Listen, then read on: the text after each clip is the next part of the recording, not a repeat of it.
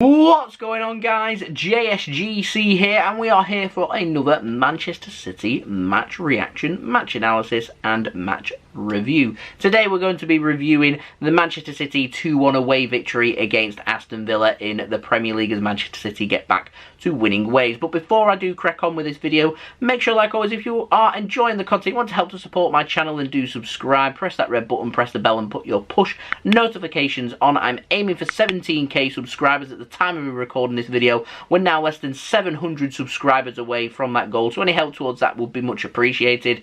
Don't forget also social media links, they're in the description below and also sliding across at the bottom of the screen if you want to go and follow me on my Twitter and Instagram. My email also in the description below too if you want to hit me up for any sponsorships or any videos or any general business enquiries. Leave a thumbs up if you do enjoy this video, and also let me know your thoughts in the comments below of what you made of this victory.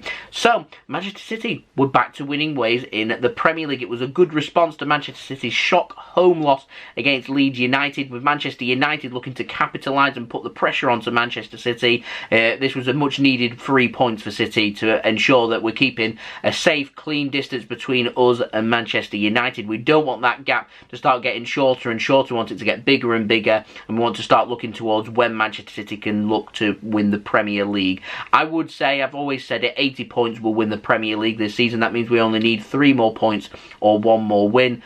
Maybe we're looking at 4, 5, 6 points. Mathematically we're needing 8 more points to do it, so not for another 3 games. It might come if United start dropping points maybe in the next couple of games. We'll have to wait and see. For City, it's just important that we carry on doing what we're doing, which is winning, and winning breeds winning. I keep saying that on my live watch alongs, and I'm right, it does. And there's no better preparation for any game coming up than winning your previous game. We've got a cup final coming up on Sunday, and this is a really good victory for Manchester City and a good momentum turn for us going into that match on Sunday. We need to ensure now going into that match on Sunday that we're not making as many changes as what we have when we've been playing every 3 to 4 days. Get our normal squad rotation in place, playing every 3 to 4 days, making sure we're making 3 or 4 changes, and that's that. Not making 8 changes. I think 8 changes makes us look disjointed. 3 or 4 changes, get a bit of freshness into our squad, try and get the Carabao Cup won. I think it's important to take it a game at a time, not start thinking, oh, we've got PSG coming up after that, we've got a Premier League game and PSG again.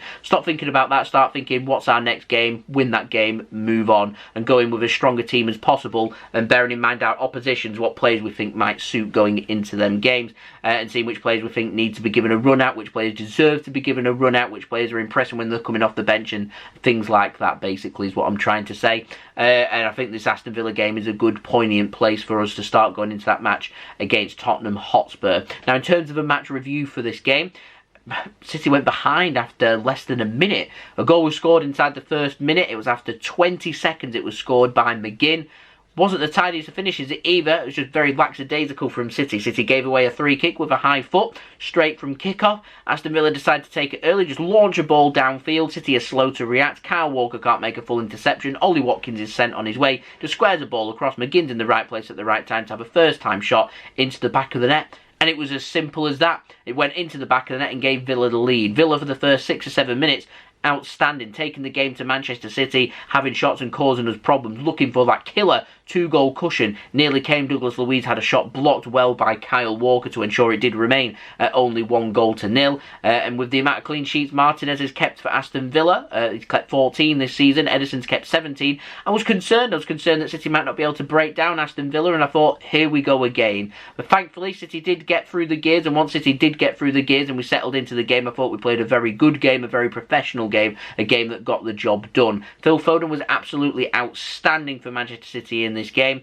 through the middle and on the left hand side as well, so a big kudos to Phil Foden. Now Ederson, he played a ball, it was on the 20th minute I think it was, launched forward towards Alexander Zinchenko. He's onside, nods the ball back across, and Phil Foden can work the ball out to the right hand side. Mahrez combines with Bernardo Silva. Bernardo Silva plays a ball in a cutback to Phil Foden on his weaker right foot just to slot it into the back of the net. A nice, cool, calm finish, a simple finish, but also a very effective finish, and a good bit of play from Manchester City to ensure we got back onto level terms and putting Aston Villa under pressure. They looked then a bit tired going from there, and I was hoping City could capitalise upon that. And just before half time we did. Bernardo Silva plays a ball in. Rodri gets there before Martinez Martinez, he comes for the ball, he's nowhere near it, a disaster from him, and a good flicked header from Rodri with the back of his head, finds the opposite side of the net for Manchester City to put us 2-1 ahead, and I thought, this is good. We're looking for that 2-goal cushion now for Manchester City, try and get that and start thinking about that match on Sunday, but not a bit of it. City made hard work of it,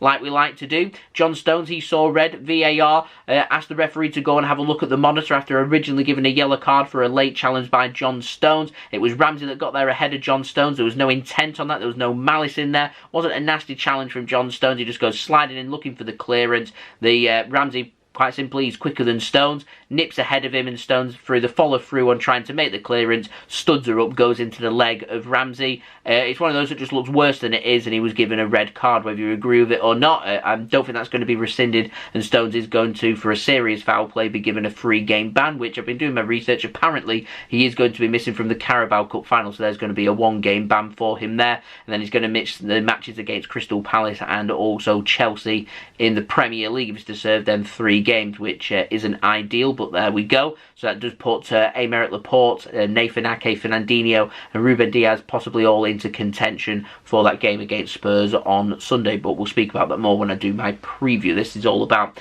Aston Villa. And Manchester City went in ahead at half-time. I was wondering, actually, with us being down to 10 men, Villa are really going to look to try and take the game to us, and Villa looking to try and be aggressive, maybe a bit too aggressive. Matty Cash certainly a bit too aggressive, picked up a needless yellow card, which he then followed through just a couple of minutes later. He gives the ball away to Phil Foden. He's too tricky for him, slides away from him, and Matty Cash just takes him out in pure frustration, already on a yellow card. Silly challenge to make. Referee levels the game up, and it's 10 men apiece, and City just coast to victory from there without really needing to get out of second gear. So a job done as far as I'm concerned for Manchester City. It's 3 points. We move on from there. Our next Premier League game is an away match against Crystal Palace. If we can win that, then that is a big, big step, because that's sandwiched between 2 big Champions League games. That's a big step towards us potentially winning the Premier League back, and we have to start prioritising the Premier League now. We put out a strong team for this game to ensure we got the job done. We've got the job done. We've got the 3 points. We move on from there. So a good 3 points for Manchester City. Game didn't really mean too much to Aston Villa, if I'm completely honest. It isn't going to affect them at all for the season and their aim, which was to stay in the Premier League, which they have done. So yeah, we move on from there. They gave us a good game.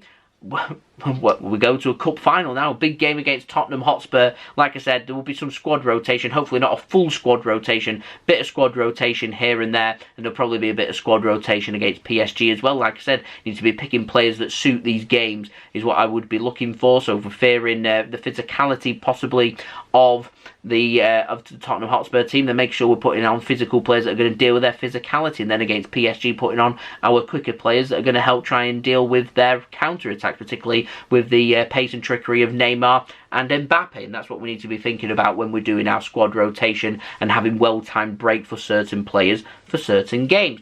But as it is for here in the Premier League, 3 points for City, 77 points. We're 8 points away from the Premier League. I can see United dropping points between now and the end of the season as well. Personally, I reckon 3 points will be enough with our goal difference, maybe 4. So we move on from there. So there we go. That has been the video. I do hope you enjoyed my match analysis, match review and match reaction to this football game. In terms of improvements for City, just need to continue being clinical and ensuring we're not giving away stupid free kicks and we're switched on from minute 1. In terms of what we did really well in this game, I thought we was clinical. I thought we'd showed a lethal touch in front of goal. I thought Phil Foden was exceptional.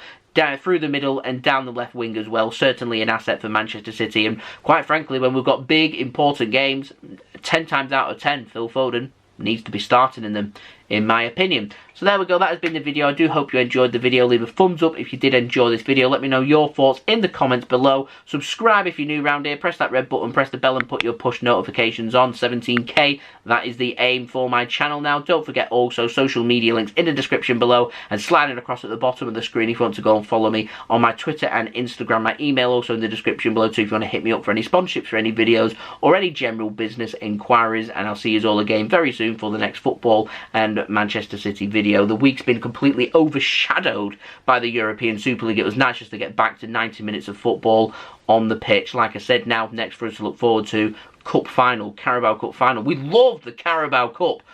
Bring on Tottenham Hotspur. Winning breeds winning. Good bit of momentum to take into the Cup Final. Spurs also won their game as well.